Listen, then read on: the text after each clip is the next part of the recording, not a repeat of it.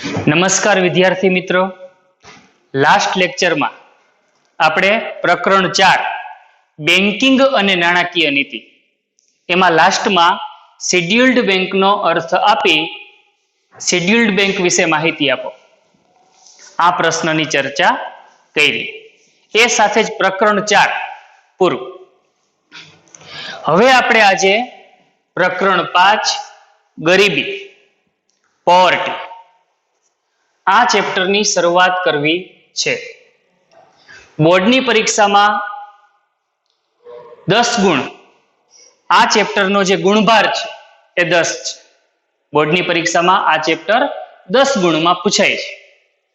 તો આજે આપણે આ ગરીબી ચેપ્ટર એની આપણે શરૂઆત કરીએ.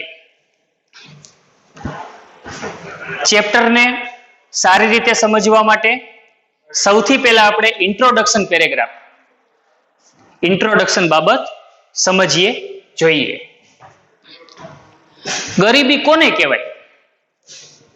તો કે ગરીબી એ અર્થતંત્રની એવી સ્થિતિ છે કે જેમાં સમાજનો અમુક વર્ગ પોતાની પાયાની જરૂરિયાતો પણ સંતોષી શકતો નથી. ગરીબી એટલે શું? તો કે અર્થતંત્રની એવી સ્થિતિ કે જેમાં સમાજનો અમુક વર્ગ પોતાની પાયાની જરૂરિયાતો પણ વ્યવસ્થિત રીતે સંતોષી શકતો નથી. રોટી કપડા ઓર મકાન જેવી જે પાયાની જરૂરિયાત છે એ પણ જો વ્યક્તિ વ્યવસ્થિત રીતે સંતોષી ન શકે તો એ ગરીબીની સ્થિતિ ગણાય. બધાને ખ્યાલ છે ભારત એક વિકાસમાન દેશ છે. ભારત જેવા વિકાસશીલ દેશોમાં એક બાજુ લોકોની માથાદીઠ આવક નીચી છે તો બીજી બાજુ આવકની અસમાન વહેંચણી જોવા મળે છે. ભારત જેવા વિકાસમાન દેશોમાં એક બાજુ લોકોની માથાદીઠ આવક કેવી હોય તો કે નીચી, અને બીજી બાજુ આવકની વહેંચણી પણ અસમાન રીતે થયેલી જોવા મળે છે. આપણે આવકની અસમાન વહેંચણી કોને કહીએ છીએ? તો કે દેશની વધતી જતી આવકનો મોટો લાભ ટોચના ધનિકો મેળવતા હોય. દેશની વધતી જતી આવકનો મોટો લાભ ટોચના ધનિકો મેળવતા હોય, જ્યારે તળિયાના ગરીબ લોકો સુધી આવકમાં થતા વધારાના લાભો પહોંચતા જ ન હોય. તો આવી સ્થિતિને આપણે આવકની અસમાન વહેંચણીની સ્થિતિ ગણશું. એટલે ભારત જેવા વિકાસમાન દેશોમાં ગરીબીની સ્થિતિ શું કામ જોવા મળે છે? તો કે એક બાજુ લોકોની માથાદીઠ આવક નીચી છે અને બીજી બાજુ આવકની અસમાન વહેંચણી જોવા મળે છે, આવકની અન્યાયી વહેંચણી જોવા મળે છે. ને એટલે જ વસ્તીનો મોટો ભાગ કેવી સ્થિતિમાં જીવન પસાર કરે છે? તો કે ગરીબીની સ્થિતિમાં જીવન પસાર કરે છે.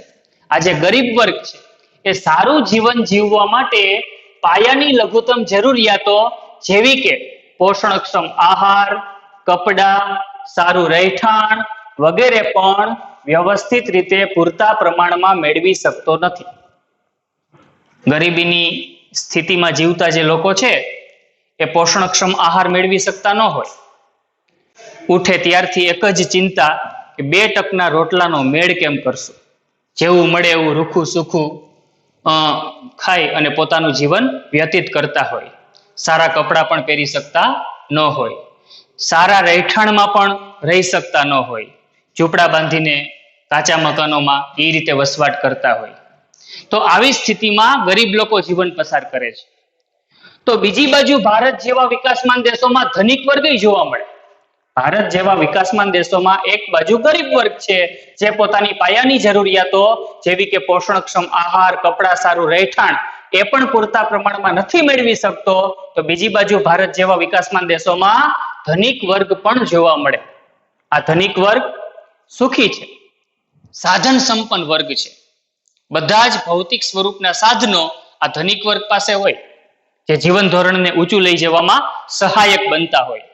આ તમામ પ્રકારના ભૌતિક સુખ સગવડના સાધનો ધનિક વર્ગ ધરાવતો હોય. તો આ સ્થિતિ છે. એટલે જે ધનિક વર્ગ છે એ સુખી છે, સાધન સંપન્ન છે, ઊંચી આવક ધરાવે છે અને સાથે સાથે એનું જીવન ધોરણ કેવું છે તો કે ઊંચું છે. પૌષ્ટિક આહાર મેળવે છે, વ્યવસ્થિત ફેશનેબલ કપડાં પહેરે છે, સારી સુવિધાવાળું મકાન ધરાવે છે, આ તમામ પ્રકારની ભૌતિક સુખ સગવડ ફેસિલિટી ધરાવે છે. આમ આપણે જોઈએ તો આ પ્રકારની આર્થિક અસમાનતા દેશમાં જોવા મળે છે.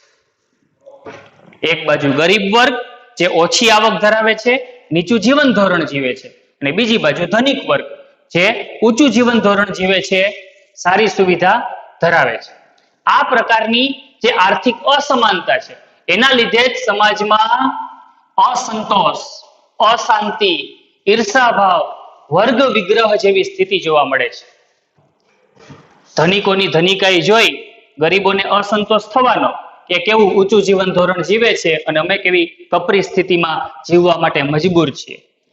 દેશમાં અશાંતિ રહેવાની કારણ કે ગરીબ લોકો ગુનાખોરીના રવાડે ચડતા હોય, ગરીબ લોકો પોતાની આર્થિક સ્થિતિ સુધારવા માટે સામાજિક દૂષણનો ભોગ બનતા હોય, અશાંતિની સ્થિતિ સર્જાય, ઈર્ષાભાવ, ગરીબ લોકો છે એ ધનિક લોકોને જોઈ અને ઈર્ષા ભાવ અનુભવે અને ઘણીવાર વર્ગ વિગ્રહ જેવી સ્થિતિ પણ જોવા મળે, જેમાં ધનિક વર્ગ અને ગરીબ વર્ગ વચ્ચે વિગ્રહ થાય, ડખા થાય, પ્રોબ્લેમ થાય.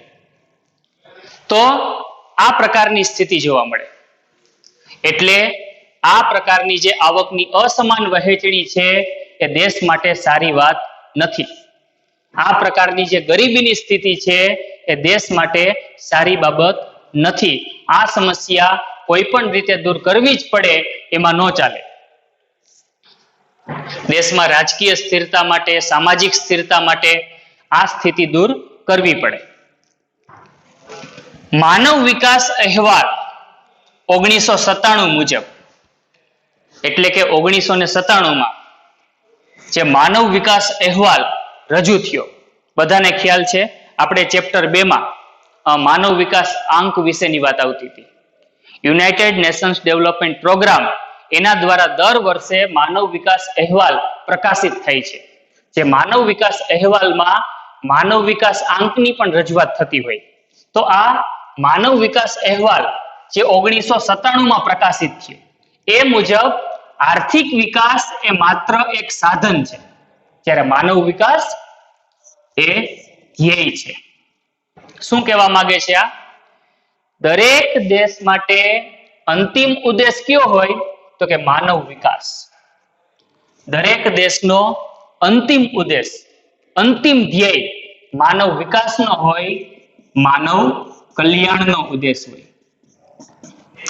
આ ઉદ્દેશને પાર પાડવા માટે દરેક દેશો મહેનત કરતા હોય, દરેક દેશો પ્રયત્ન કરતા હોય. માનવ વિકાસના અંતિમ ધ્યેયને સિદ્ધ કરવા માટે સાધન તરીકે શેની જરૂર પડે તો કે આર્થિક વિકાસની. આર્થિક વિકાસ એ સાધન છે. શેના માટેનું સાધન છે તો કે માનવ કલ્યાણના, માનવ વિકાસના અંતિમ ધ્યેયને સિદ્ધ કરવા માટેનું જો કોઈ બેસ્ટ સાધન હોય તો એ આર્થિક વિકાસ છે. એટલે જ માનવ વિકાસ અહેવાલ 1997 આ વાત રજૂ કરવામાં આવી છે કે આર્થિક વિકાસ એ એક સાધન છે, જ્યારે માનવ વિકાસ એ અંતિમ ધ્યેય છે. આ ધ્યેયને પાર પાડવા માટે, માનવ કલ્યાણ માટે દેશમાં આર્થિક વિકાસ થવો જરૂરી છે. અને એટલે જ આપણે એક બાબત એવી રજૂ કરી શકીએ કે આર્થિક વિકાસની સાથે સાથે દરેક દેશમાં ગરીબી ઘટતી હોય છે, અને એક સ્વાભાવિક વાત છે. જે દેશ આર્થિક વિકાસની દિશામાં આગળ વધતો હોય એ દેશમાં ગરીબીની સ્થિતિ ઘટતી હોય, ગરીબીની સ્થિતિ કંટ્રોલમાં આવતી હોય. પણ સમાજમાં, દેશમાં જ્યાં સુધી આવકની અસમાનતા દૂર ન થાય ત્યાં સુધી દેશની ગરીબી ઘટે નહીં. એટલે આર્થિક વિકાસ થાય એ દરેક દેશ માટે ખૂબ જરૂરી છે, પણ સાથે સાથે આવકની અસમાનતા ઘટવી જોઈએ, આવકની સમાન વહેંચણી દેશમાં થવી જોઈએ. દેશની આવકમાં જે વધારો થાય છે એના લાભ માત્ર ટોચના ધનિકો પૂરતા મર્યાદિત ન રહેવા જોઈએ, પણ આવકમાં થતા વધારાના લાભો તળિયાના ગરીબ લોકો સુધી પહોંચવા ખૂબ જરૂરી છે. અને તો જ દેશનો આર્થિક વિકાસ થયો ગણાય. બાકી જો આવકમાં થતા વધારાના લાભો તળિયાના ગરીબ લોકો સુધી પહોંચતા ન હોય, ગરીબીની સ્થિતિ જો દેશમાંથી દૂર થતી ન હોય, તો દેશનો આર્થિક વિકાસ થયો ગણાય નહીં. આ વાત બહુ અગત્યની.